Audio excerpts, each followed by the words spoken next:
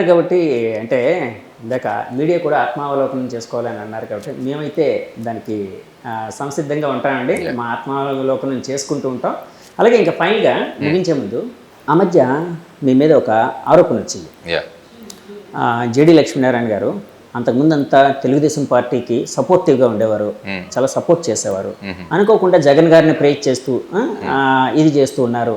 So దానికి సంబంధించి మీరు ఒక ఇది కూడా ఇచ్చారు, అంటే దానికి చాలా ఇంటర్వ్యూలో చెప్పారు. అంటే ఏ పరిస్థితుల్లో మీరు అక్కడ పొగడాల్సి వచ్చింది, లేకపోతే అంటే ప్రభుత్వం చేస్తున్న పనుల్ని ప్రేజ్ చేయాల్సి వచ్చిందని. ఇప్పుడు నేను అడిగే స్ట్రైట్ క్వశ్చన్, ఇప్పుడు లక్ష్మీనారాయణ గారు ఏ పార్టీకి సపోర్టర్గా ఉన్నారు? ప్రజలకు సపోర్టర్గా ఉంటాం కానీ నేను ఎప్పుడు పార్టీలకు సపోర్ట్గా ఉన్నాను. మేము ఇప్పుడు కూడా ప్రజలు బాగుండాలని కోరుకుంటాం. అందుకనే మేము పార్టీతో వచ్చాం. లేకుంటే ఏదో ఒక పార్టీతో వెళ్ళాల్సిన అవసరం ఉండేది కాదు. అన్ని పార్టీలు కూడా ఈ రాష్ట్రానికి న్యాయం చేయట్లేదు అన్న నాకు అభిప్రాయానికి వచ్చిన తర్వాత ఒక ఆల్టర్నేటివ్ ఉండాలి అని చెప్పి ప్రజలకు విషయాలు తెలియజేయాలన్న ఉద్దేశంతోనే దీనికి వచ్చాము. ఎందుకంటే ప్రజాస్వామ్య ప్రక్రియలో పార్టీలు నిలబడ్డాలి, ఇవన్నీ కూడా జరుగుతుంటాయి. సో ఇది ఒక లాంగ్ డ్రాన్ బ్యాటిల్. ఇది ఒక ఎలక్షన్ కోసం వచ్చిన పార్టీ కాదు. ఇది వెళ్తుంది నెక్స్ట్ గ్రామ పంచాయతీ ఎలక్షన్స్, కార్పొరేషన్ ఎలక్షన్స్, ఈ విధంగా ముందుకు తీసుకెళ్తాం ఈ పార్టీ.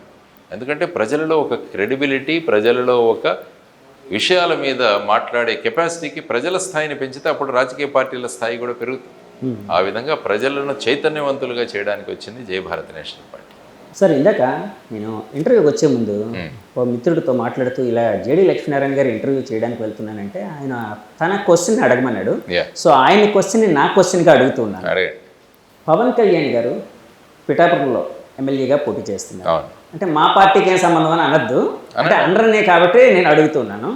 సో అక్కడ ఆయన గెలిచే అవకాశం, అంటే అక్కడ రాజకీయ పరిస్థితులు ఎలా ఉన్నాయని అనుకుంటూ ఉన్నారు? అంటే ఎందుకంటే మీరైతే ఆలోచిస్తూ ఉంటారు కదా, అన్ని పార్టీలు మూసో చూస్తూ ఉంటారు, అన్ని పరిస్థితులు తెలుసుకుంటారు. సో అక్కడ ఎలా ఉందని మీరు అనుకుంటున్నారు? ఆయన రాజకీయ భవిష్యత్తు ఏ విధంగా ఉండబోతుంది అనుకుంటున్నారు? పవన్ కళ్యాణ్ గారు పిఠాపురం ఎన్నుకున్నారు. పిఠాపురంలో వెళ్ళారు. ఆయన అనేక సర్వేలు ఇవి చేయించుకునే వెళ్ళి ఉంటారని నేను అనుకుంటాను. పిఠాపురం ఎప్పటి నుంచో కూడా అనుకున్నారు ఆయన. ఇంతకుముందు కూడా ఐ థింక్ లాస్ట్ ఎలక్షన్స్ అప్పుడు కూడా వారిని పిఠాపురంలో నిలబడమని చాలా మంది కోరినట్టు అప్పుడు మా మీటింగ్స్ లో జనసేనలో ఉన్నప్పుడు 2019. ఆ తర్వాత ఆయన ఇక్కడ గాజువాక మరియు భీమవరం ఎన్నుకోవడం జరిగింది. ఆ సమయంలోనే చాలా మంది పిఠాపురం వెళ్తే బాగుండేది కదా అని కూడా అభిప్రాయం వ్యక్తం చేశారు. కానీ వారు అప్పుడు ఉన్న మెంబర్షిప్స్ ఇవన్నీ చూసి ఇక్కడికి వచ్చారని చెప్పి నాకు చెప్పడం జరిగింది. I'm not privy to that. ఇప్పుడు వారు ఎన్నుకున్నారు పిఠాపురం. ఆ తర్వాత పిఠాపురమా లేకుండా కాకినాడ ఎంపీ కూడా అన్నారు. ఆయన టీ టైం ఉదయ్ గారు ఫర్ ఎగ్జాంపుల్ పైనుంచి ఏదైనా అడ్జస్ట్మెంట్ అవ్వాలంటే ఉదయ్ ఇక్కడికి వస్తారు, నేను ఎంపీగా కూడా వెళ్ళే అవకాశం ఉంది, అమిత్ షా గారు మాట్లాడతారని కూడా ఒక ఇంటర్వ్యూలో వారు చెప్పినట్టు నేను విన్నా. సో పిఠాపురం ఏమవుతుందంటే it is going to B a very very tough battle. ఎందుకంటే మొత్తం రాష్ట్రం కాదు, ఈవెన్ దేశం యొక్క ఫోకస్ కూడా దాని మీద ఉంది. ఎలా అంటే ఎందుకంటే పవన్ కళ్యాణ్ గారు అక్కడ నిలబడ్డారు కాబట్టి ఒక పార్టీ అధ్యక్షులుగా. ఆ తర్వాత మధ్యలో అక్కడ ఉన్న వర్మ గారు ఆయన అపోజ్ చేయడము, తర్వాత వారు వచ్చి టైఅప్ చేయడము, ఆ తర్వాత వంగా గీతా గారిని అక్కడ నిలబెట్టడము, మధ్యలో ముద్రగడ పద్మనాభం గారు వైసీపీలో జాయిన్ అవ్వడము, ఇవన్నీ కూడా ప్రభావాలు ఆ పిఠాపురం చుట్టే తిరుగుతాయి. ఇప్పుడు ఫర్ ఎగ్జాంపుల్ పోతిన మహేష్ గారు కూడా ఐ థింక్ జనసేన నుంచి ఆయన రిజైన్ చేసి వైసీపీలో చేరారని విన్నారు. కాబట్టి ఏమవుతుందంటే ఇప్పుడు వైసీపీ పార్టీ కూడా అక్కడ పవన్ కళ్యాణ్ గారి మీద అన్ని అస్త్రాలు ఉపయోగిస్తారు అక్కడ. కాబట్టి ఆ విధంగా it is going to be very very tough fight there. కానీ ఆయనకున్న ప్రజాదరణ, ఆ తర్వాత ఆయన ప్రజలకు మేలు చేద్దామనుకున్న ఒక పాజిటివ్ కాన్సెప్ట్ అన్నది ఐ థింక్ ఆయనకు పెద్ద డిఫికల్ట్గా ఉండకపోవచ్చు అని నేను అనుకుంటాను. సార్, ఇప్పుడు యాక్చువల్గా మీరు జనసేనలో చేరినప్పుడు అంటే ఐడియాలజీ అదే మీది ఆయనది కుదిరింది, అంటే భావాలు పార్టీకి సంబంధించి అనుకోవచ్చు కుదిరాయి. తర్వాత బయటకు వచ్చేసారు మీరు, మీకుండే వ్యక్తిగత పరిస్థితులు కావచ్చు, మీ ఆలోచనలు బట్టి. సరే, ఇప్పుడు వేరే పార్టీలో ఉన్నారు. పవన్ కళ్యాణ్ గారి కోసం చెప్పాల్సి వస్తే, అంటే ఆయన్ని డిస్క్రైబ్ చేయాల్సి వస్తే ఏ విధంగా డిస్క్రైబ్ చేస్తారు సార్? అంటే ఒక 10 సంవత్సరాలుగా ఆయన పార్టీ పెట్టి ముందుకు తీసుకువెళ్తున్నారు. ఆయన ప్రజాస్వామ్యంలో మార్పులు కోరుకుంటున్నారు. ప్రజాస్వామ్యంలో ఒక మార్పు తీసుకురావాలి, మార్పు రాజకీయాలు తీసుకురావాలి, యువతరాన్ని ముందుకు తీసుకువెళ్ళాలి అని మొదలుపెట్టారు పార్టీ. ఆ తర్వాత క్రమక్రమంగా ఆయనకున్న అనుభవంతో వారు ఇప్పుడు తెలుగుదేశం పార్టీతో పొత్తు పెట్టుకున్నారు. ఆ తర్వాత బీజేపీని కూడా అందులో సమావిష్టం చేసుకున్నారు. ఆ తర్వాత మొదట 24 సీట్లు, ఆ తర్వాత 21 అయ్యాయి. అందులో కూడా చాలామంది అనడం ఏంటంటే బయట నుంచి వచ్చిన వాళ్ళే చాలామంది ఎక్కువ ఉండిపోయారు. ఇతర పార్టీల నుంచి వచ్చిన వాళ్ళు, లేకుంటే తెలుగుదేశం వద్ద నో అని అక్కడ సీట్ లేకుంటే వచ్చి బ్యాక్ డోర్ నుంచి ఇక్కడికి వచ్చారని కూడా చాలామంది అనుకుంటున్నారు. కాబట్టి వీటిలన్నింటినీ కూడా వాళ్ళు బేరీజ్ వేసుకుంటూ ఉంటారు. ఫైనల్గా ఏంటంటే ఈసారి జనసేన నుంచి కొంత రిప్రజెంటేషన్ శాసనసభలో ఉండాలి, so that political party continue అవుతుంది అన్న కాన్సెప్ట్ కూడా ఉండవచ్చు. అదర్వైజ్ ఈసారి కూడా ఎవరు ఎన్నిక కాకుంటే మళ్ళీ దాన్ని ముందుకు లాగడం అన్నది కూడా చాలా సమయం పడుతుంది, చాలా శ్రమ తీసుకోవాల్సి వస్తుంది. మేబీ ఇవన్నీ ఆలోచించి ఆయన ఆ విధమైన నిర్ణయం తీసుకొని ఉండవచ్చు. So let us see, is a party president. ఆయన పార్టీ ప్రెసిడెంట్, ఆయన నిర్ణయాలు తీసుకోవడానికి ఆయనకి పూర్తిగా స్వేచ్ఛ ఉంటుంది. ఆయన అనేక పరిస్థితులను తీసుకొని ఆ తర్వాత ఈ విధమైన నిర్ణయాలు తీసుకునొచ్చు. కానీ పార్టీ ప్రెసిడెంట్ ఎప్పుడు కూడా తనను తీసుకున్న నిర్ణయాలకి తన బాధ్యత వహించవచ్చు. ఇప్పుడు నేను కూడా ఒక పార్టీ ప్రెసిడెంట్గా తీసుకున్న నిర్ణయాన్ని రేపు ఏదైనా అయితే నేను బాధ్యత వహించాలి. కాబట్టి చాలా బాధ్యతాయుతమైన పోస్ట్. కాబట్టి వారు కూడా ఆ పోస్టులో తీసుకున్న నిర్ణయాలన్నిటికీ కూడా రేపు వారు సమాధానం ఇచ్చుకోవాల్సి వస్తుంది. కాబట్టి ఇవన్నీ కూడా దృష్టిలో ఉంచుకొని వారు ఈ విధమైన నిర్ణయాలు తీసుకొని ఉండవచ్చు. లెట్ us see మే 13న ఏ విధంగా ఓటర్లు వాళ్ళ మనసును నిర్ణయించబోతున్నారో, వారు ఓటు ద్వారా వాళ్ళ అభిప్రాయాన్ని ఏ విధంగా వ్యక్తం చేసుకుపోతున్నారన్న చూద్దాం. సార్ చాలాసార్లు నేను బయట వింటుంది మీకోసం అడిగినప్పుడు, అంటే జేడి లక్ష్మీనారాయణ గారి కోసం లేకపోతే ఆయన పార్టీ కోసం అడిగినప్పుడు చాలామంది, అంటే నాకు 10 మందిలో 8 మంది 7 మంది నాకు వినిపించిన మాట అయితే ఉంటుందండి, అది క్లారిటీ కావాలని అడుగుతున్నాను. వాళ్ళు ఏమంటూ ఉన్నారంటే, జేడి లక్ష్మీనారాయణ గారు చాలా మంచి వ్యక్తి, మంచి భావాలు ఉన్న వ్యక్తి, ఒక అఫీషియల్గా ఒక ఐపీఎస్ సివిల్ సర్వీస్లో కేడర్ నుంచి వచ్చారు, రకరకాల అనుభవం ఉంది. సో ఆయనకి సమాజం మీద ఒక తపన ఉంది, ఏదో చేయాలని. ఆయన లాంటి వ్యక్తి పవన్ కళ్యాణ్ గారితో కలిసి ఉంటే బాగుండేది, ఆయన పక్కాగా ఎలక్ట్ అయ్యేవారు, ఆయన రిప్రజెంటేషన్ పార్లమెంట్లో కావచ్చు అసెంబ్లీలో కావచ్చు పక్కాగా ఉండేది, అది బాగుండేది, ఆయనకి బాగుండేది, ఆయన అభిప్రాయాలు ప్రజెంట్ చేయడానికి కూడా బాగుండేదని చాలామంది అన్నారు సార్. దీని మీద మీరు ఎప్పుడైనా జనసేన నుంచి వచ్చేసిన తర్వాత ఎప్పుడైనా రిగ్రెట్ అయ్యారా? ఏమీ రిగ్రెట్ లేదు. ఈసారి అసెంబ్లీలో నేను పవన్ కళ్యాణ్ గారు ఇద్దరు అక్కడ కలుస్తాం, పక్కన అండి కలిసి మాట్లాడుకుంటాం. పక్క మీ విజయం మీద మీరు డెఫినెట్గా I'm going to B MLA this time. ఎన్నిక అవుతాను సార్. అవును, ఇప్పుడు ఎమ్మెల్యే అంటున్నారు, మొన్నటి వరకు మీరు విశాఖపట్నం ఎంపీగా కూడా పోటీ చేస్తానన్నారు, మరి ఏంటి సార్ ఇప్పుడు అది ఏమైనా పక్కన పెట్టారా ఏంటి? ఎందుకంటే ఎక్కడ పోటీ చేయాలన్నది నేను నిర్ణయించాను, అది పార్టీ నిర్ణయిస్తాను.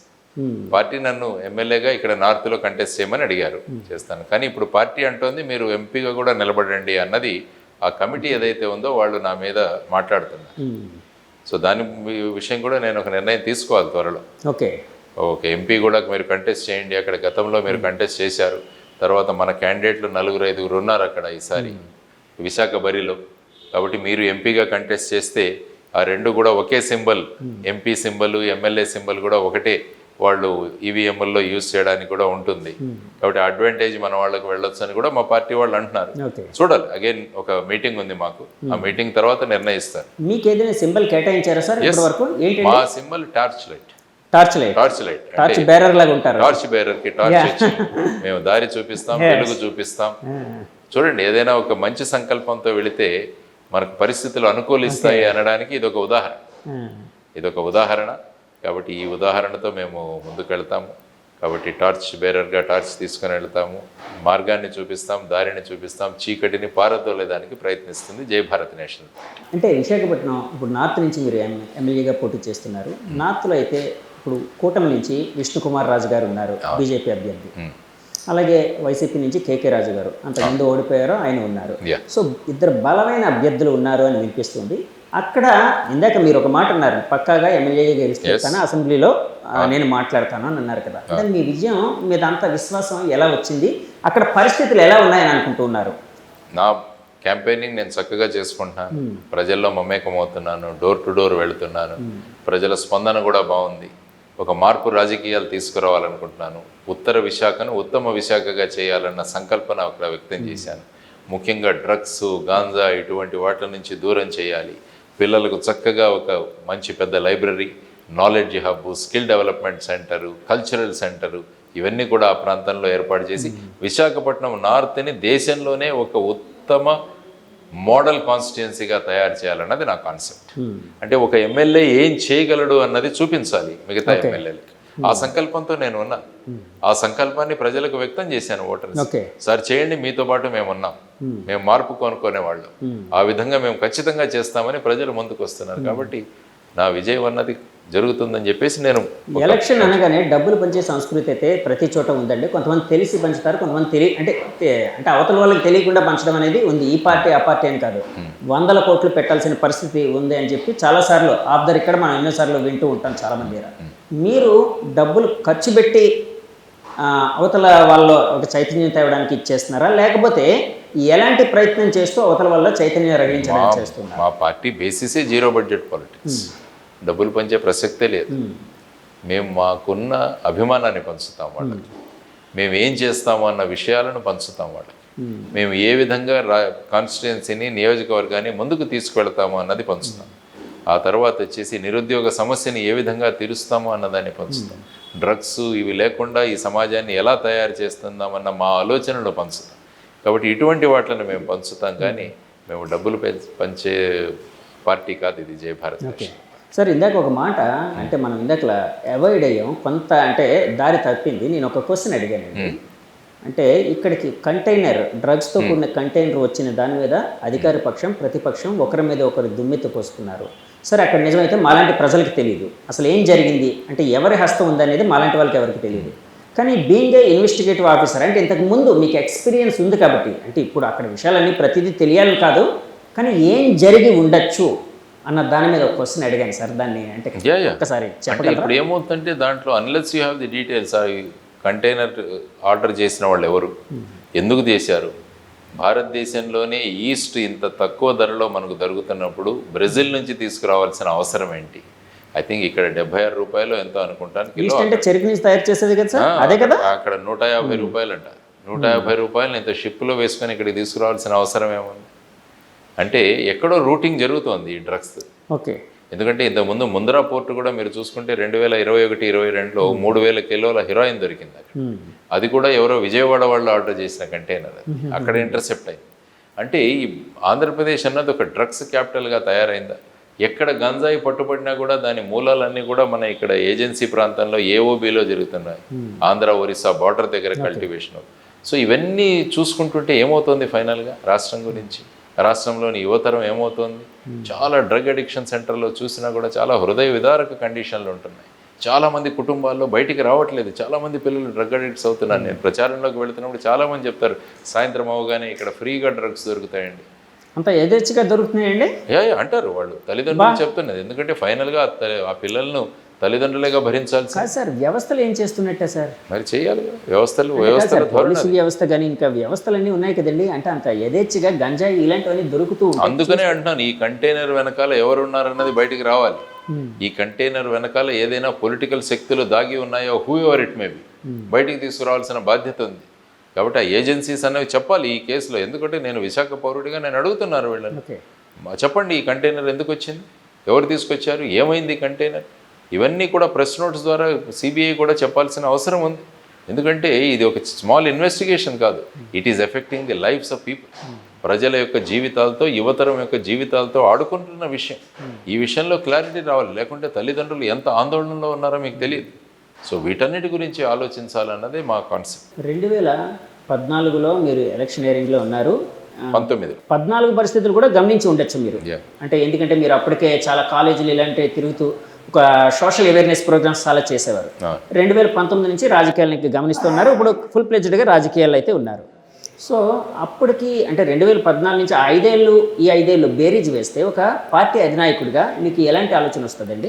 ఏముంది, రాష్ట్రం అంటే టీడీపీ ప్రాతినిధ్యం వహించిన కాలం అండ్ వైసీపీ ప్రాతినిధ్యం వహించిన కాలం, ఈ రెండు ప్రభుత్వాలు కూడా ప్రత్యేక హోదా తీసుకురాలేకపోయాయి. ప్రత్యేక హోదా ఒకటి వచ్చింటే రాష్ట్ర పరిస్థితులే మారేవి. మరి ఇక్కడ ప్రత్యేక హోదా ఇవ్వలేమంటున్నాం, మరి అక్కడ డోలారా గిఫ్ట్ సిటీకి ఇన్ని రాయితీలు ఎందుకు కల్పిస్తుంది ప్రభుత్వం, కేంద్ర ప్రభుత్వం? అహ్మదాబాద్ నుంచి 40 కిలోమీటర్ల దూరంలో గిఫ్ట్ సిటీ అన్నది ఒకటి తయారవుతుంది పెద్దది. ఎక్కడా లేని విధంగా అక్కడ ఈ ఫైనాన్షియల్ సోర్సెస్ అన్నీ కూడా, అక్కడ స్టాక్ ఎక్స్చేంజ్ కూడా రాత్రి 11 గంటల వరకు నడుస్తుంది. ముంబైలో కూడా నడవదు, దేశంలో ఎక్కడ నడవదు. కాబట్టి అక్కడ నడిపిస్తున్నారు, నడిపించే తలుచుకుంటే దెబ్బలకు కొద్దిగా. మరి ఇక్కడ మరి మాకెందుకు ఇవ్వట్లేదని వీళ్ళు ఎందుకు అడగలేకపోతున్నారండి? మీరు అడుగుతారు రేపు? నేను అడిగాను, నేను రోజు అడుగుతున్నాను. నేను అరెస్ట్ అయ్యాను ఈ విషయంలో.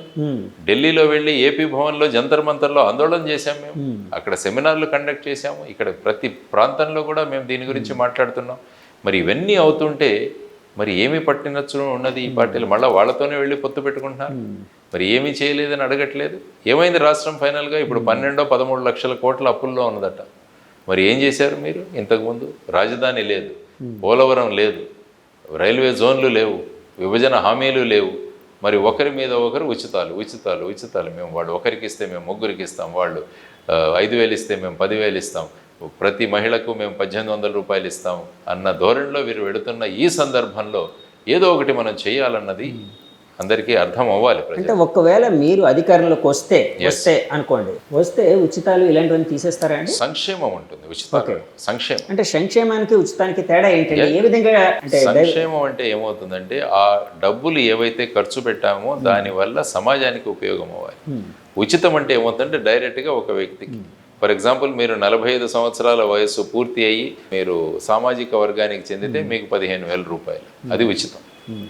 అదే నేను ఒక ఫ్యాక్టరీ పెడతాను, ఆ ఫ్యాక్టరీలో మీకు ఉద్యోగం ఇస్తాను. అంటే ఉచితాలు అనేవి వ్యక్తి స్వార్థం, వ్యక్తి స్వార్థం అనేది సమాజ స్వార్థం, సమాజానికి సమాజ సేవ. For example rural employment guarantee scheme ఉంది, నరేగా గ్రామీణ ఉపాధి హామీ పథకం. దానివల్ల ఏమవుతుంది?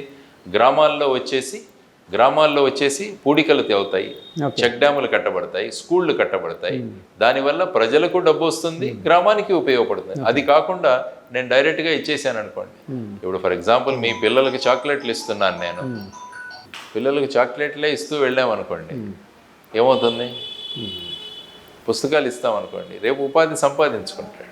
కాబట్టి మనం ఏమి ఇస్తున్నాం అనేది చాలా ముఖ్యం. చాక్లెట్ అనేది ఆ క్షణంలో తీయగా ఉంటుంది, రేపు పొద్దున్న ఆరోగ్యం దెబ్బతింటుంది. ఉచితాలు కూడా అంతే, వాళ్ళ వ్యక్తిత్వం దెబ్బతింటుంది, రాష్ట్రం దెబ్బతింటుంది, రాష్ట్ర ఆరోగ్యం దెబ్బతింటుంది. ఇవే ఆలోచించాలి. కానీ ఇప్పుడు ఒకరి మీద ఒకరు పోటీలు. కానీ ఇక్కడ ఒక మాట వినిపిస్తూ ఉందండి, మరి ఇన్ని ఉచితాలు ఇస్తున్నారు కదా, మరి ఎంతమంది వైట్ రేషన్ కార్డుల నుంచి బయటకు వచ్చారు చెప్పానండి గవర్నమెంట్?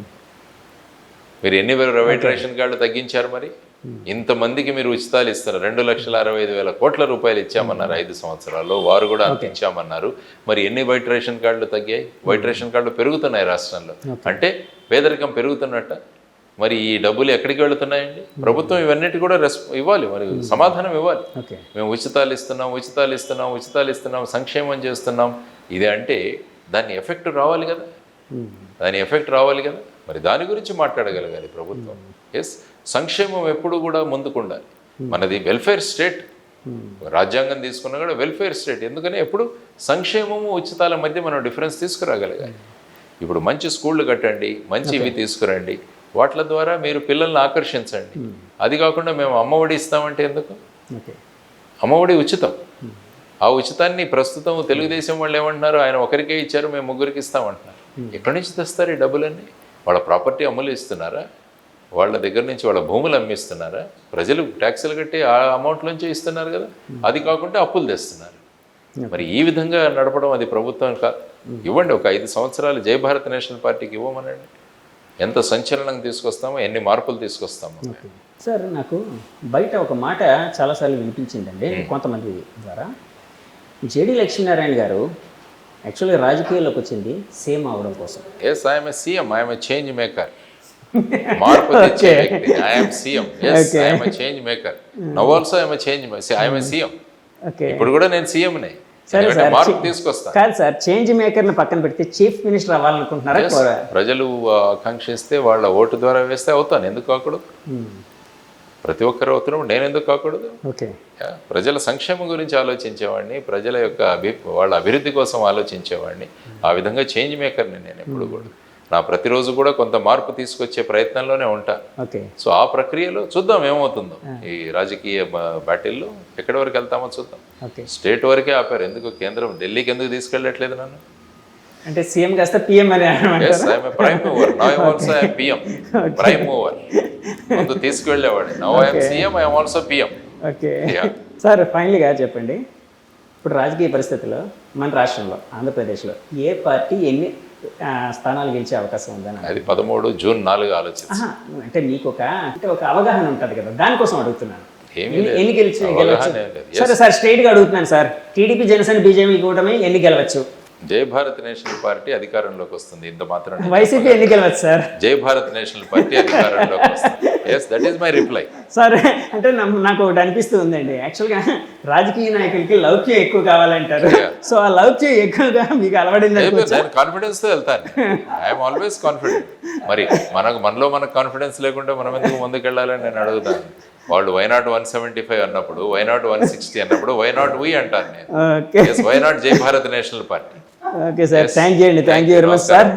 మనస్ఫూర్తిగా కోరుకుంటున్నాం మీ ప్రెజెన్స్ అనేది అసెంబ్లీలో ఉండాలని మనస్ఫూర్తిగా కోరుకుంటూ థ్యాంక్ యూ అండి, మంచి సమయం అయితే మాకు ఇచ్చారు. యోస్ చూసారు కదండి, ఇది జై భారత్ నేషనల్ పార్టీ అధ్యక్షులు జేడి లక్ష్మీనారాయణ గారి అంతరంగం.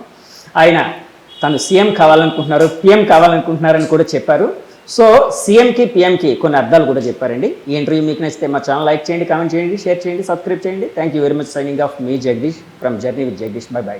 ఇప్పుడు ఆపరేషన్ లేకుండానే మోకాళ్లకు ప్లాస్మా ట్రీట్మెంట్, మీ ఆర్థోపెటిక్ సమస్యలన్నిటికీ రోబోటిక్ టెక్నాలజీ ద్వారా తక్కువ ఖర్చుతో శాశ్వత పరిష్కారం, ఫ్రీ కన్సల్టేషన్, ప్రతి ట్రీట్మెంట్ పై 20% డిస్కౌంట్. ఈ ఆఫర్ కొద్ది రోజులు మాత్రమే, త్వరపడండి. V9 hospitals 9281465842.